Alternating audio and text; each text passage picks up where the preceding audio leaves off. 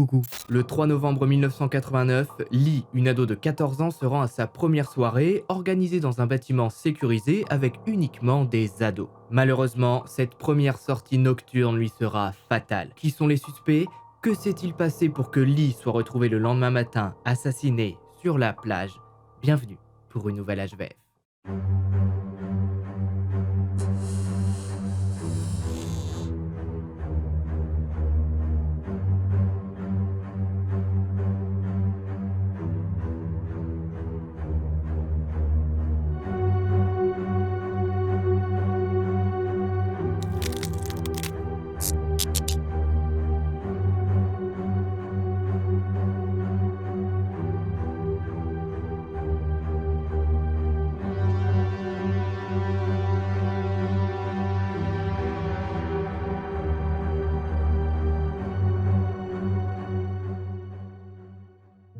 Salut à toutes, c'est Max Guys. Aujourd'hui on se retrouve pour une nouvelle histoire à la fois vraie et flippante dans laquelle on va parler du cas de Lee, une adolescente qui était très heureuse de participer à sa première fête. Je pense que cette histoire va beaucoup vous énerver puisque vous allez voir que les médias de l'époque ont osé dire que ce qui était arrivé à Lee, eh bien finalement elle l'avait peut-être cherché, c'était peut-être finalement de sa faute. Ah, je vous vois, je sais que ça commence déjà à vous énerver. Bref, installez-vous, n'oubliez pas de vous abonner, les HVF sortent tous les vendredis soirs à 18 h et on est parti. 3 novembre 1989. Notre histoire prend place aujourd'hui en Australie, plus précisément en Nouvelle-Galles du Sud, à Fern Bay, un village en constante évolution situé près de la mer. C'est ici que vit Lee Mears, née le 24 juillet 1975. Elle est la fille de Robin Monzel et Robert Mears, deux personnes sans histoire qui malheureusement ne sont pas faites pour vivre ensemble et les disputes à la maison sont presque quotidiennes. Dès l'âge de 4 ans, Lee part vivre chez sa grand-mère pour être mise à l'écart de ce très mauvais climat familial. En plus de ça, ses parents travaillent beaucoup, donc malheureusement ils n'ont pas beaucoup de temps pour elle. Ses parents divorcent en 1982, ce qui ne perturbe pas plus que ça Lee, étant donné qu'elle vit chez sa grand-mère depuis qu'elle a 4 ans, elle en a 7 au moment du divorce. Sa mère Robin va la même année rencontrer un homme, Brad Sherman Lee, et donner naissance en 1983 à Jessie, qui deviendra donc la belle-sœur de Lee. Le problème, c'est que Lee n'a pas le même nom de famille de sa mère qui s'est donc remariée et elle a l'impression de ne pas faire partie de cette nouvelle famille. Elle va donc changer son nom de famille et prendre le nom de famille de sa mère qui s'est donc remariée à Brad Sherman Lee. Lee Mears devient donc Lee. Bon, c'est un peu compliqué, mais voilà, son prénom c'est Lee, son nom de famille devient également Lee. Lee grandit par la suite normalement, elle est sociable, se fait facilement des amis, suit un parcours scolaire classique jusqu'au lycée où elle est bonne élève. C'est une fille sérieuse ayant de bonnes notes qui veut devenir vétérinaire.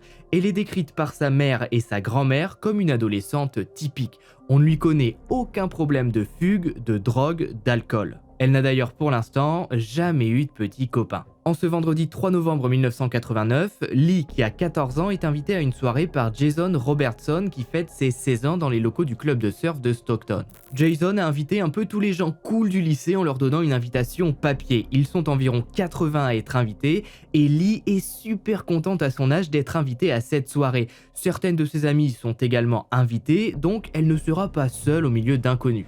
Lee demande alors tout naturellement à sa mère si elle peut se rendre à la soirée et elle lui montre le papier. Robin regarde alors l'invitation et il est écrit que voilà, c'est une soirée bon enfant avec uniquement des ados et qu'il y aura aussi des adultes pour superviser la soirée. Voilà, ça reste des ados entre 14 et 17 ans avec un peu d'alcool, on sait jamais. Robin finit par accepter, mais elle dit à Lee qu'elle viendra la chercher à 23 h du fait de son jeune âge. Elle n'a que 14 ans, c'est sa première soirée, donc elle veut voir comment sa fille va se comporter. Lee, ça lui va, 23 h c'est parfait et elle est très contente de pouvoir se rendre à sa toute première soirée. Elle va y rencontrer plein de gens et se faire des amis. Ça peut paraître choquant pour certains que Lee, qui n'a que 14 ans, soit autorisé à aller à une telle soirée, mais faut vraiment se dire que c'est une soirée décrite comme bon enfant. Il n'y a uniquement que des adolescents avec des parents pour les surveiller, donc pourquoi ça pourrait mal tourner ? Malheureusement à ce moment-là, personne ne se doute de ce que va subir Lee lors de cette première soirée sans qu'aucun invité ne réagisse. Pourtant, les témoins vont se compter par dizaines. 20 h. Aux alentours de 20h, Lee est déposée par sa mère au bâtiment du club de surf à Stockton, là où se déroule la soirée. C'est situé à 5 minutes de chez elle, donc c'est vraiment à côté. Sa mère ne descend pas de la voiture pour aller saluer les parents, elle dit à Lee qu'elle lui fait confiance et lui répète qu'elle viendra la chercher à 23h. Lee embrasse sa mère, la remercie encore, puis entre dans le bâtiment. Malheureusement, elle se rend vite compte qu'il n'y a pas vraiment d'adultes. Il y a 2 garçons majeurs, Matthew Webster, 18 ans, et Guy Wilson, 19 ans, qui sont là en tant que videurs pour s'assurer que personne ne s'incruste dans la soirée. Qui rassure plutôt Lee qui se dirige vers des gens qu'elle connaît. En réalité, elle connaît peu de monde, seulement 2-3 amis, puisqu'elle fait partie des rares jeunes filles à avoir été invitées lors de cette soirée. Lee tente donc de se mettre rapidement dans l'ambiance, de ne pas paraître coincée et se met à boire du whisky coca. Malheureusement, elle a été invitée à cette soirée pour une bonne raison, la faire boire et profiter d'elle. 22h50. Comme prévu, Lee est censé quitter la soirée à 23h. Son beau-père Brad se rend donc à Stockton pour aller la chercher. Voyant que Lee ne sort pas, il décide d'entrer et de demander à quelques jeunes s'ils ne l'ont pas vue. Mais apparemment, personne ne sait rien. Ne trouvant pas Lee, Brad décide de retourner au domicile de la famille. Elle veut d'abord voir avec Robin ce qu'elle veut faire. Voilà, Lee n'est pas sa fille de sang et il ne veut pas lui foutre la honte devant tout le monde en demandant à chaque invité où est Lee. Voilà, il préfère aller voir la mère de Lee d'abord. Brad et Robin se concertent donc et ils se disent qu'elle a sûrement dû partir chez une amie pour dormir et qu'elle rentrera sûrement demain matin. Ils ne s'inquiètent vraiment pas et font confiance à leur fille malgré le fait qu'elle n'ait pas respecté le couvre-feu de 23h. Après tout, il ne peut pas lui arriver grand-chose, se dit sa mère. Pourtant, à 22h50, au moment où Brad, le beau-père, se rend à la fête, Lee n'est qu'à quelques mètres de là, en train de vivre un enfer et suppliant que quelqu'un lui vienne en aide. Le lendemain matin. Aux alentours de 8h, Robin et Brad se rendent compte que Lee n'est pas rentré de la nuit. Ils sont vraiment en colère et lui faisaient confiance. C'est pas du tout habituel que Lee disparaisse, ça n'est d'ailleurs jamais arrivé. Le couple se rend donc au club de surf de Stockton, là où s'est déroulée la soirée, et des ados y ont dormi, donc ils vont prendre part aux recherches. Le bâtiment est fouillé, voir si Lee n'a pas dormi quelque part, ni même avec quelqu'un, mais elle ne semble pas là. Le petit groupe se dirige alors vers la plage, là où plusieurs couples ont apparemment été pendant la soirée. Ils vont marcher pendant 3-4 minutes avant de tomber sur Lee, allongé sur le sol, nu, avec une pierre de 5 kilos posée à côté de sa tête, tachée de sang. Lee, qui a 14 ans, a été assassiné et agressé lors de sa toute première soirée. L'invitation à cette soirée dramatique sera d'ailleurs retrouvée dans la poche de son short qui est à ses pieds. À ce moment-là, une enquête qui va donner lieu à beaucoup de controverses est ouverte. L'enquête. Vous vous en doutez, rapidement, le secteur est quadrillé et fermé par la police australienne, choquée par ce meurtre. Le but va donc être de retracer chronologiquement ce qu'il s'est passé lors de cette soirée qui a été mortelle pour Lee. En attendant que tous les ados soient interrogés, une autopsie est réalisée. Les experts diront que Lee a reçu un violent coup à la tête. Ce coup a été porté par la pierre de 5 kilos qu'on a retrouvée à côté d'elle. Elle a également été frappée et étranglée. Son taux d'alcoolémie au moment de l'autopsie est de 0,128 grammes, ce qui veut dire qu'il devait être plus haut au moment où elle a été assassinée. Mais attention, ce n'est pas parce qu'elle a bu ou qu'elle était peut-être dans un état second que ce meurtre est de sa faute.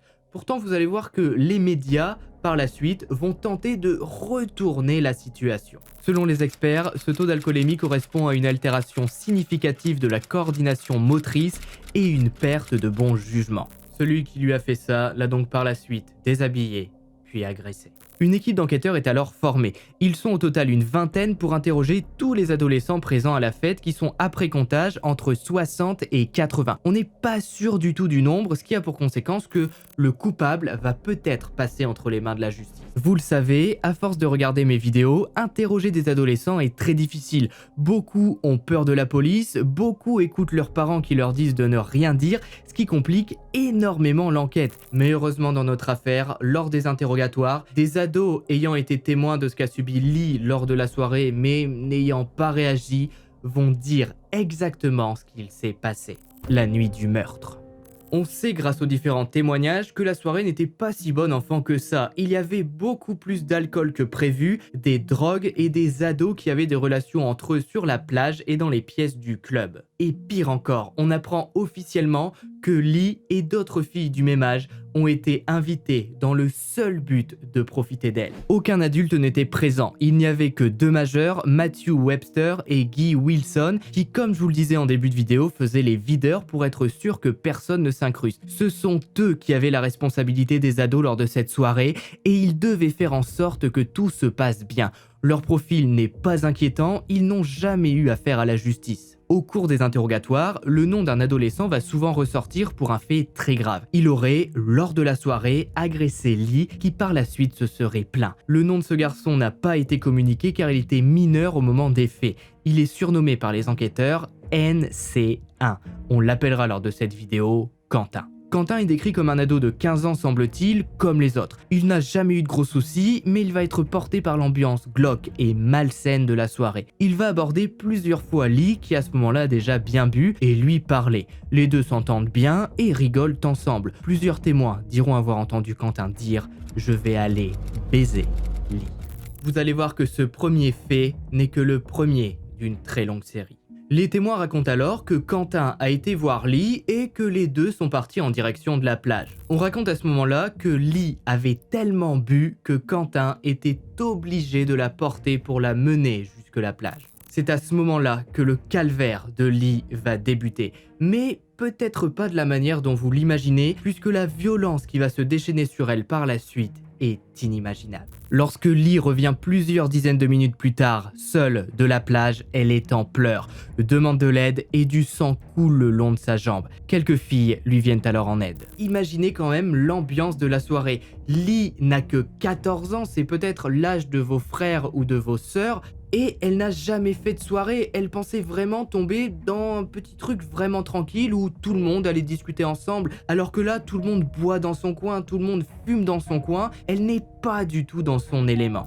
Lee, toujours selon les différents témoignages, aurait alors dit « Quentin m'a agressé, je le déteste ».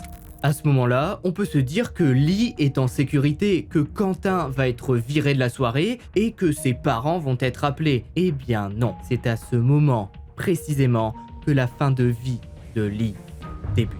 Le meurtre. Lee, suite à son agression, va tenter de trouver de l'aide. Elle va se diriger naturellement, comme on l'aurait tous fait je pense, vers les personnes les plus âgées de la soirée. En l'occurrence, Matthew Webster et Guy Wilson. Elle tombe en premier sur Guy Wilson et lui explique la situation. Ils sont à ce moment-là à l'extérieur du bâtiment et il est aux alentours de 22h. Et on va pas se le cacher, à ce moment-là, tous les adolescents ont bien bu. Ils n'ont pas du tout l'habitude de faire des soirées, donc ont enchaîné les verres d'alcool comme de l'eau. Ce qui bien sûr, attention, ne les excuse pas du tout. Je fais des soirées depuis le lycée, j'ai jamais emmené quelqu'un sur une plage avec dans ma main une pierre de 5 kilos pour l'y jeter sur le crâne. Lee aborde donc Guy et lui explique la situation. Elle explique aussi qu'elle aimerait qu'il appelle ses parents. Guy va alors prononcer la phrase suivante: « C'est un peu une salope, on devrait tous lui passer dessus ». Il s'approche à ce moment-là de Lee, passe ses bras autour de ses épaules et lui demande si ça ne l'intéresserait pas d'aller sur la plage avec lui. Lee le repousse et Guy, humilié devant ses amis, va à son tour pousser Lee par terre. À ce moment-là, Matthew, le second majeur de la soirée, arrive pour comprendre ce qu'il se passe en dehors du club. Il est accompagné de 3-4 amis à lui. Il y a donc à ce moment-là une dizaine de garçons autour de Lee qui est à terre et qui pleure. Ces 10 garçons, au lieu de se jeter sur Guy qui vient de pousser Lee qui a 14 ans à terre, eh bien, vont l'encourager. Ils vont lui dire « Oh, elle t'a humilié devant tout le monde ». Ils vont donc se mettre à insulter Lee et la frapper pendant 5 longues minutes. Tous les adolescents à l'intérieur du club, malgré la musique, entendront les hurlements de Lee, mais personne ne réagira, par peur de ne pas être suivi, mais aussi par manque de moyens de communication. En effet, à l'époque, pas de téléphone portable, pas de SMS, et le seul téléphone fixe est dans une pièce privée du club, dont seuls Guy et Matthew ont la clé. Après 5 longues minutes à terre, Lee se relève et retourne à l'intérieur du club. Mais plusieurs garçons qui ont pris part au lynchage la suivent, continuent de l'insulter, de la pousser, de lui faire des croche-pieds. Bref, Lee n'est en sécurité nulle part et personne ne l'aide. Son seul moyen de s'enfuir et la plage. À 22h30, elle quitte définitivement la soirée. À partir de là, il n'y a plus aucun témoignage. Personne ne sait ce qui lui est arrivé sur cette plage après qu'elle ait vécu l'enfer tout au long de la soirée. Ça va donc être aux enquêteurs de le découvrir en interrogeant les 3 personnes qui sont le plus ressorties lors de ces témoignages. Quentin, Guy et Matthew sont les principaux suspects. Qui est le coupable ? L'enquête étant presque résolue selon la police australienne, le nombre d'enquêteurs en charge de l'affaire est réduit à moins de 10 personnes. Et la presse s'en mêle de plus en plus, disant que finalement, Lee l'a peut-être recherché. Après tout, qu'est-ce qu'elle faisait dans une soirée à son âge ? En plus, les témoins disent qu'elle avait bu. Elle aurait quand même pu faire attention. Mais lorsque les 3 garçons vont être interrogés, la presse se déchaînera encore plus. Le premier à être convoqué est Quentin qui rapidement avoue avoir eu un rapport sur la plage avec Lee, mais il dit qu'elle était consentante. Le problème, c'est qu'il avait 1 an de plus que Lee qui avait 14 ans et que ce rapport est interdit en Australie. Il peut donc être condamné. Mais à partir de là, les enquêteurs ne vont pas chercher plus loin. Pourtant, lorsqu'on demande à Quentin ce qu'il faisait entre 22h et 23h, heure du meurtre, il ne sait pas trop quoi répondre. Il dit qu'il était dans le club. Pourtant, personne ne l'a vu. Quentin sera donc condamné en février 1990, 3 mois après les faits, comme le prévoit la loi australienne, à passer 6 mois dans un centre de détention pour mineurs, peine qui sera par la suite modifiée en 100 heures de travaux d'intérêt généraux. Et cette condamnation va déchaîner encore plus les médias qui vont carrément écrire dans leurs articles « Vous voyez, Quentin était condamné pour un rapport consenti. » Donc Lee, qui pourtant n'avait que 14 ans, a dû se montrer très ouverte lors de la soirée. Elle a dû sûrement chauffer pas mal de garçons et elle a peut-être même emmené un garçon sur la plage et ensuite elle lui a dit qu'en fait non, il ne se passerait rien. Peut-être que le garçon s'est énervé, c'est normal après tout. Bienvenue en 1990. Le second à passer devant les enquêteurs est Guy qui a 19 ans. Lui est donc majeur. S'il est reconnu coupable d'avoir frappé Lee, il partira sûrement pour de la prison. Au départ, Guy nie, il n'a pas poussé Lee, ne l'a pas frappé, les dizaines de témoins mentent. Bon, vous imaginez bien qu'au bout d'un moment, Guy craque, il avoue, oui, il a poussé Lee, il l'a frappé et il lui a même versé de la bière dessus. Guy repart libre de son interrogatoire, mais il va dans les semaines qui suivent refaire parler de lui, puisqu'il est moqué par les garçons de son âge, qui lui disent que c'est un dégénéré d'avoir proposé à Lee d'aller sur la plage avec lui. Il va donc se battre, est arrêté, puis relâché de nouveau. En janvier 1990, Brad Sherman, le beau-père de Lee, croise Guy en public. Rapidement, la rencontre dégénère et Guy dit à Brad que s'il continue à le faire chier, il va s'en prendre à sa petite sœur. Brad lui saute dessus et lui explose le nez. Guy, pour ses provocations, est de nouveau arrêté, puis relâché. En mars 1990, 4 mois après les faits, Guy sera condamné à 6 mois de prison ferme pour avoir frappé Lee alors qu'il avait la responsabilité de l'aider. Mais dans ce cas, qu'en est-il de Matthew ? Et surtout, qui de ces 3 garçons est coupable ? Peut-être le sont-ils tous. À l'époque, une triste rumeur enfle de plus en plus. Brad, le beau-père, aurait en réalité eu une relation cachée avec Lee et il aurait profité de son état lorsqu'il est venu la chercher après qu'elle soit partie sur la plage pour l'assassiner. Rumeur qui sera rapidement démentie. Matthew est interrogé à son tour pour divers propos et pour mettre certaines choses au clair. Il aurait dit, selon des témoins lors de cette soirée, « Hey, on va bourrer Lee et tout cela faire », ce qu'il refusera d'admettre. Il dira qu'entre 22h et 23h, heure du crime, il avait quitté la soirée pour aller dans un pub en ville, qui sera vérifié, mais c'est faux. Matthew donnera donc une autre version. Il dira être parti à ce moment-là se promener, qui va commencer à vraiment faire peser de très gros soupçons sur lui. Les enquêteurs vont alors tenter d'impliquer comme ils le peuvent Matthew et Guy, puisque sur leur t-shirt qu'ils portaient lors de la soirée, ils ont retrouvé des taches de sang. Ces taches de sang, pourtant, ne seront jamais analysées. Et il n'y a jamais eu aucune raison officielle permettant d'expliquer pourquoi ces taches de sang que l'on a retrouvées sur le t-shirt de Guy et de Matthew n'ont jamais été analysés. Personnellement, je pense que c'est soit par manque de temps, par manque de moyens ou juste par flemme.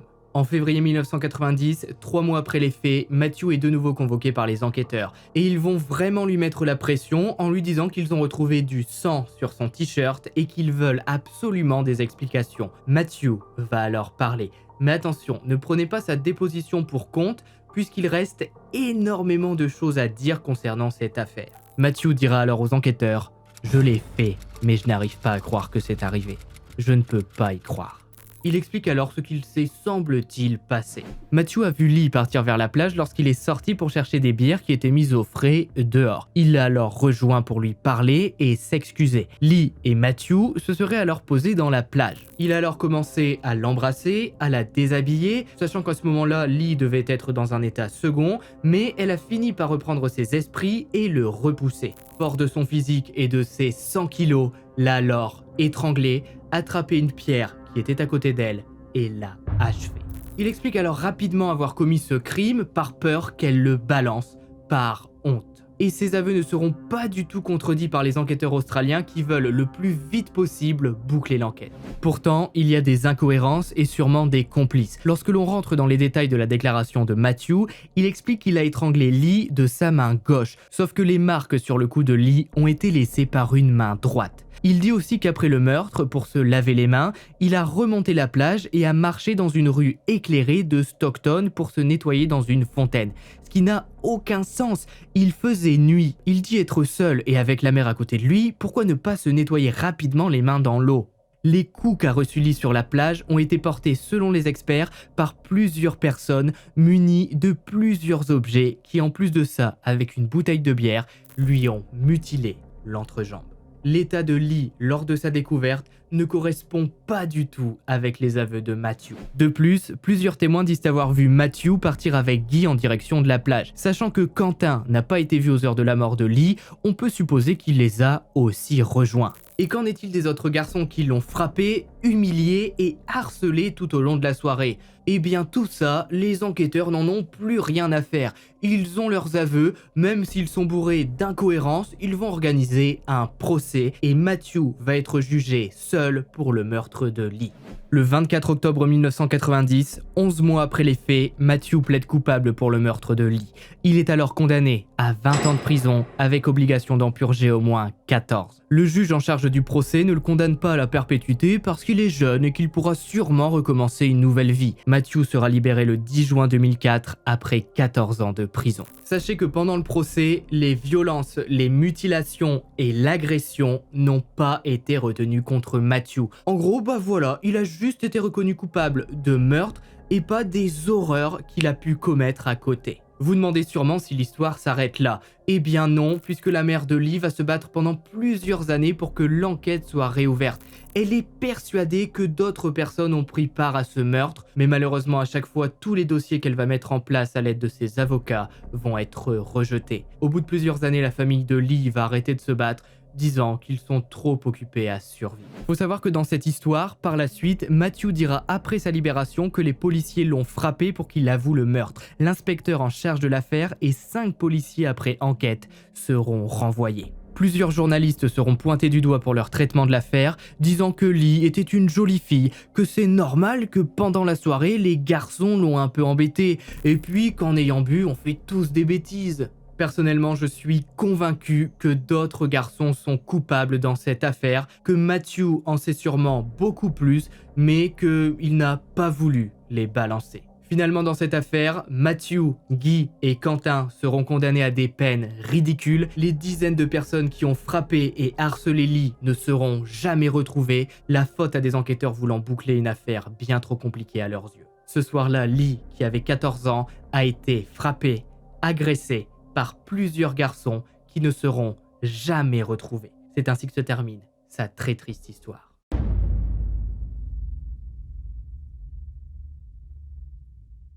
Si vous avez regardé la vidéo jusqu'au bout, mettez plage en commentaire. N'oubliez pas le pouce bleu et de vous abonner. Au moment où la vidéo sort, je suis à peu près dans ma semaine de déménagement. Donc n'hésitez pas à me suivre sur Twitter et Instagram pour découvrir en avant-première le nouveau décor et toutes mes prochaines aventures. C'est Max Guys, on se retrouve vendredi prochain à 18 h pour une nouvelle HVF. Et puis, bye!